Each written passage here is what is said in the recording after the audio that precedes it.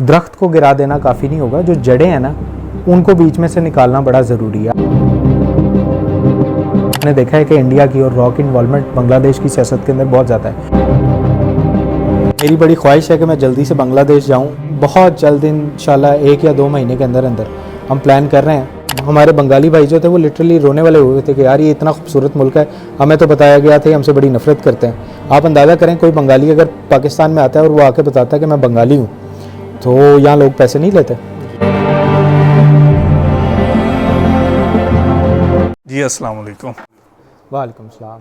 अच्छा सर, सबसे पहले मेरा सवाल जो आपसे है वो बांग्लादेश की सियासत को आप कैसे देखते हैं? देखें, किसी भी मुल्क के अंदर जब सियासी मंजरनामा चेंज होता है ना, ख़ास तौर पे इतना लंबा रजीम था शेख हसीना का, उसके बाद एक पॉलिटिकल अनसर्टेनिटी तो आती है। आपने देखा पिछले कुछ अर्सा पाकिस्तान के अंदर भी बड़ी एक अनसर्टेन पॉलिटिकल सिचुएशन थी, लेकिन with the passage of time जो है ना वो चीज़ें कवर हो जाती हैं। लेकिन मैंने अपनी रिसेंट एक वाइट न्यूज़ बांग्ला को मैंने एक इंटरव्यू दिया था, बल्कि एक सोलो मेरा स्टेटमेंट था। मैंने उसमें ये बात की थी कि महज आप कह लें कि उस दरख्त को गिरा देना काफ़ी नहीं होगा, जो जड़ें हैं ना उनको बीच में से निकालना बड़ा ज़रूरी है। आपने देखा है कि इंडिया की और रॉ की इन्वॉल्वमेंट बांग्लादेश की सियासत के अंदर बहुत ज़्यादा है, और उसकी वजह यह है कि इंडियन ऑफिसर्स जो हैं वो बांग्लादेश गवर्नमेंट के अंदर सर्व कर रहे हैं, रॉ के एजेंट्स बांग्लादेश के अंदर सर्व कर रहे हैं। तो जब तक इनको आइडेंटिफाई करके नहीं निकालेंगे ना, तो एक प्रोपोगेशन की, मीडिया वॉर की, सोशल मीडिया वॉर की, ये सारी सूरत हाल इसी तरह चलती रहेगी।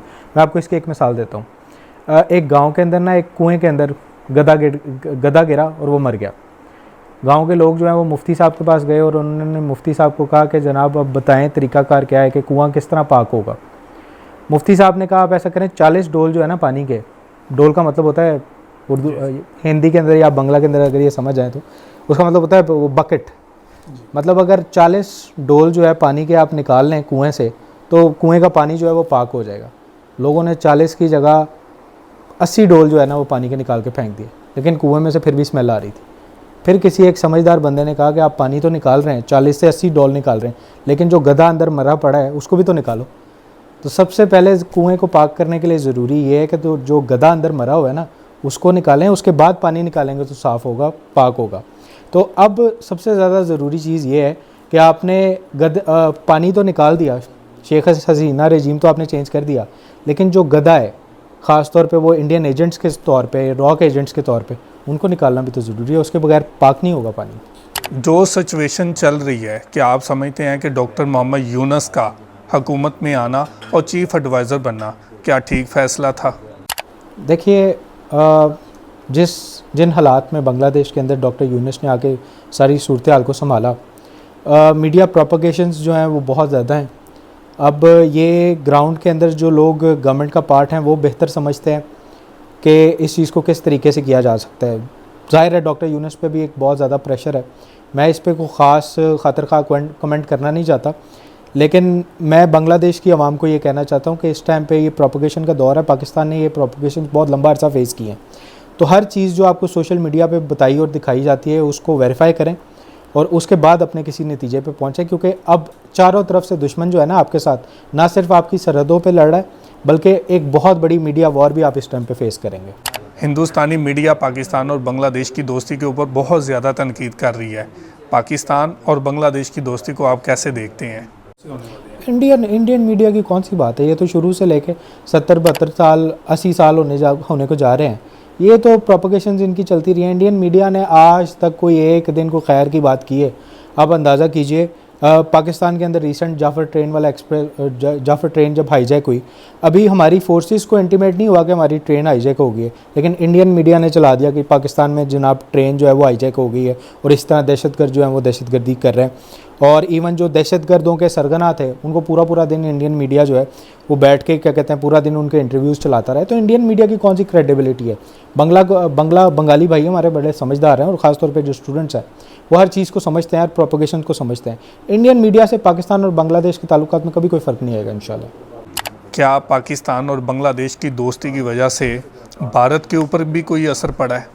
ज़ाहिर है जी, उनकी तकरीबन कोई 50-55 साल की अरबों डॉलर की इन्वेस्टमेंट थी, जो वो हमारे क्या कहते हैं बांग्लादेशी बहन भाइयों के दिमागों में एक प्रोपोगेशन वो 50-55 साल जो है वो डालते रहे हैं। एक बहुत बड़ी इन्वेस्टमेंट थी। तो जब अब ये देखते हैं कि पाकिस्तान और बांग्लादेश दोबारा करीब हो रहे हैं, फिर आपने देखा ट्रेड्स भी बहाल हो रही हैं, इवन डेलीगेशंस आ रहे हैं और जा रहे हैं, मिलिट्री डेलीगेशंस भी आए और गए, और इवन हमारे पास आपने देखा होगा कि 2-3 दफ़ा जो वहाँ बांग्लादेश के जर्नलिस्ट थे वो भी आए।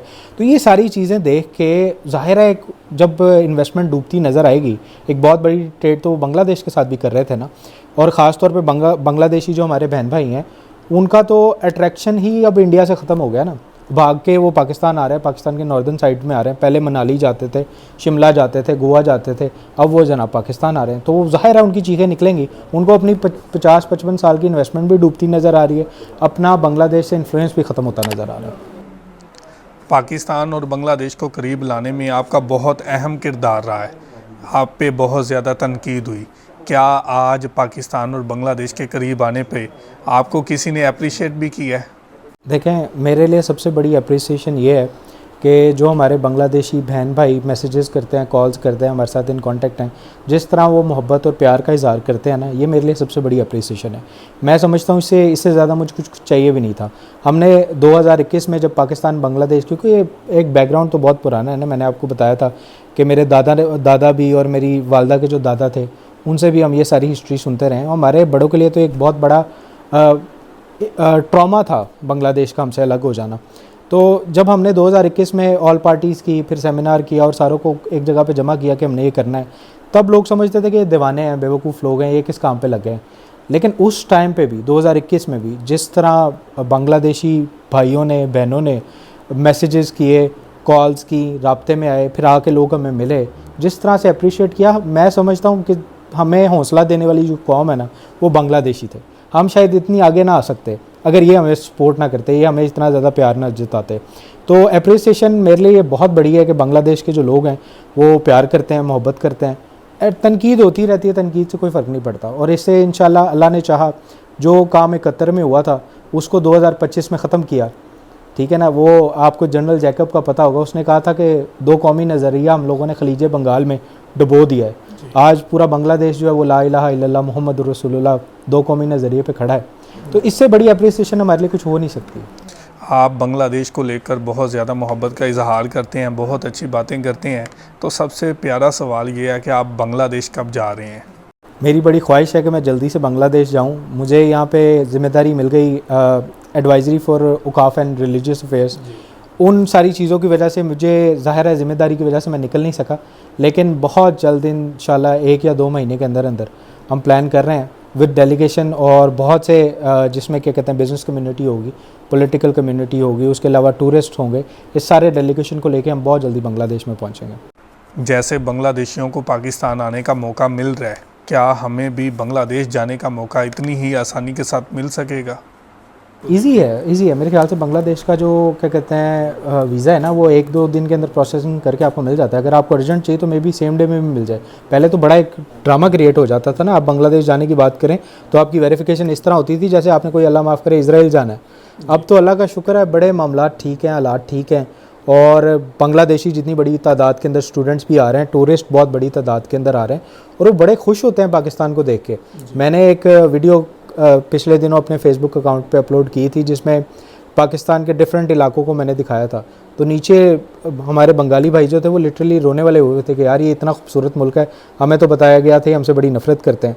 आप अंदाज़ा करें कोई बंगाली अगर पाकिस्तान में आता है और वो आके बताता है कि मैं बंगाली हूँ, तो यहाँ लोग पैसे नहीं लेते, रेस्टोरेंट और होटल्स वगैरह में पैसे नहीं चार्ज करते। तो ये जी अल्लाह ताला का बड़ा करम है कि मामला जो है वो बड़े अच्छे सेटल और अच्छे तरीके से खुश उसलूबी के साथ ख़त्म हो रहा है। पहले बांग्लादेश का वीज़ा लेना बहुत मुश्किल था, क्या बांग्लादेश की एम्बेसी के रवैये बेहतर हुए हैं? मैंने पहले देखा था कि इनकी जो एम्बेसी है वो वीज़ा प्रोसेसिंग जो है ना वो कोई आसानी से कर नहीं रही थी। अब जो है वो मामला में बड़ी आसानी है, और पाकिस्तान ने तो वैसे भी क्या कहते हैं आप कह लें फ़ी फ्री वीज़ा कर दिया। अब आपको पाकिस्तान का वीज़ा लेने के लिए कोई फ़ीस देने की ज़रूरत नहीं है। हमारी तो कोशिश ये है, जो हमने अपने मंशूर के अंदर भी रखा है, कि पाकिस्तान और बांग्लादेश के माबैन वीज़ा वैसे ही ख़त्म हो जाए। आप ऑन अराइवल हो, आप आएँ, ऑन अराइवल आपको वीज़ा मिल जाए, आपसे फ़्लाई करें। और बल्कि इससे भी ज़्यादा आगे हम कोशिश ये कर रहे हैं कि फ़्लाइट जिना के बीच में बात चली थी कि डायरेक्ट फ़्लाइट स्टार्ट हो रही है, हम उस पर पूरा ज़ोर लगा रहे हैं कि जल्द से जल्द डायरेक्ट फ़्लाइट्स हों, ताकि इकनॉमिकल हो जाए, एक आम बंदा भी जो है वो आसानी से इधर से उधर और उधर से पाकिस्तान जो है वो ट्रैवल कर सके। हिंदुस्तानी मीडिया ने आप पे बहुत ज़्यादा तनकीद की है पाकिस्तान और बांग्लादेश की दोस्ती की वजह से और करीब लाने की वजह से। क्या आपका ताल्लुक़ ISI से है? देखिए, ये भारतीय मीडिया की मोहब्बत है, क्योंकि वो मुझसे कुछ ज़्यादा ही मोहब्बत करते हैं, तो उनको महसूस होता है कि पाकिस्तान के लिए कोई भी बंदा काम कर रहा है तो वो इदारों से मुंसलिक है। मैं आपको अल्फियाँ कह सकता हूँ कि ISI या ISI के किसी भी ऑफिसर ने आज तक मुझसे कभी कोई कांटेक्ट नहीं किया। बाकी पाकिस्तान और बांग्लादेश की दोस्ती जो है वो ज़ाती तौर पे मेरे लिए एक बहुत ज़्यादा अहमियत का हामिल है। और जहाँ तक आपने इदारों की बात की, मैंने आपको बताया कि मेरा किसी इदारे से कोई ताल्लुक़ नहीं है, लेकिन अगर होता भी तो ये भी तो पाकिस्तान की ISI थी ना। ये कोई क्या कहते हैं इंडियन रॉ तो नहीं है जिसके साथ अगर किसी का ताल्लुक़ होगा तो वो गलत चीज़ है, ठीक है। अगर अपने मुल्क के इदारों के साथ किसी का कोई ताल्लुक़ होता भी है तो कोई बुरी बात नहीं है। लोग अपने मुल्क की इंटेलिजेंस एजेंसीज़ के साथ चलते हैं, ये कोई बड़ी बात नहीं थी। अव्वल मैंने आपको बताया कि इस पूरी कैंपेन के अंदर ना तो मुझे कोई एक शख्स भी ISI का आके मिला, ना ISI का हमने बीच में नाम सुना। ये ज़बरदस्ती बना देते थे। जैसे हमने फ़र्स्ट कॉन्फ्रेंस की थी, उन्होंने कहा देखें जी अब ये नया इन्होंने ड्रामा स्टार्ट कर दिया है। पहले ये कहते थे कि जनाब फ़लाँ बंदा फ़लाँ है, अब जनाब ये बंगालियों को कह रहे हैं कि ये हमारे भाई हैं, तो ये ISI ने इन्हें लॉन्च कर दिया है। बड़ी फजूल बातें की ना। तो अल्लाह का शुक्र है, हम लोगों ने जो किया अपने उन पे किया। आपने देखा ऑल पार्टीज़ कॉन्फ्रेंस की, उसमें क्या ISI के एजेंट्स बैठे हुए थे? वो सारे मरकज़ी सदर थे पॉलिटिकल पार्टीज़ के, रिलीजियस या पॉलिटिकल पार्टीज़ के। अलहमरा हॉल के अंदर हमने पब्लिक सेमिनार किया, वो सारे क्या ISI एजेंट्स बैठे हुए थे? आम पब्लिक थी, पाकिस्तानी अवाम थी, जिन्होंने पाकिस्तान और बांग्लादेश के झंडे उठाए हुए थे। तो ये इनका जो इल्ज़ाम है ये सरासर गलत है। और जहाँ तक बात है क्या कहते हैं इंडियन मीडिया की, वो कुछ ज़्यादा हमसे मोहब्बत करते हैं और इंशाल्लाह मोहब्बत का जवाब हम मोहब्बत से देते रहेंगे। क्या आप बांग्लादेशी अवाम के नाम इस सिचुएशन में कोई पैगाम देना चाहेंगे? देखें, मैं चाह रहा था कि आप मुझसे ये पूछें। इस सूरत हाल के अंदर सबसे पहले तो मेरे बंगाली भाइयों ने ना मायूस नहीं होना। पॉलिटिकल इंस्टेबिलिटी आती है मुल्कों के अंदर जब ज़ाहिर है एक बहुत बड़ा रजीम आप चेंज करते हैं ना, इतने बड़े क्या कहते हैं गुलामाना निज़ाम को जब आप चेंज करते हैं तो इस तरह की पॉलिटिकल इंस्टेबिलिटी आती है। इससे घबराना नहीं है, ये फॉर द टाइम बिंग होती है। हम पाकिस्तानियों ने बहुत दफ़ा फेस किया, अभी रिसेंटली फेस किया है, लेकिन विद टाइम चीज़ें कूल डाउन हो जाएंगी। मीडिया, सोशल मीडिया प्रोपगेशंस में बिल्कुल ना आए, इंडियन मीडिया की बातों में बिल्कुल ना आए। जो खुद देखते हैं उसको क्रॉस वेरीफाई करें। सबसे बड़ी चीज़ जो मैंने आपको पहले एग्जांपल दी कि गधे को कुएं से निकालें। जो गधा कुएं में गिरा हुआ है ना, ये ख़ास तौर पे जो इंडियन एजेंट्स और रॉ के एजेंट्स आपकी सफ़ों में शामिल हैं, इनको आइडेंटिफाई करें और इनको बाहर करें। माशाल्लाह नई पॉलिटिकल पार्टीज़ उसमें इंट्रोड्यूस हो रही हैं। जैसे आपने देखा स्टूडेंट्स ने अपनी पार्टी बनाई, कितनी खुशाइन बात है। और भी पॉलिटिकल पार्टीज़ हैं। मेरी तो ख्वाहिश है कि ये सारी पार्टीज़ जो हैं ये इलेक्शन जीत के सामने आएँ, कोई एक पार्टी के पास पूरा मैंडेट हो या अगर कोई अलायंस गवर्नमेंट भी बने तो सबसे पहले आइडेंटिफाई करें कि रॉ के एजेंट्स कौन कौन से हैं, उनको फारिग करें। अल्लाह ताला खैर करेगा। घबराना बिल्कुल नहीं है, ये मुश्किल वक्त होता है और ये मुश्किल वक्त बहुत जल्दी गुजर जाएगा, आपको पता भी नहीं चलेगा। और आप सबको आपकी आज़ादी बहुत बहुत मुबारक हो।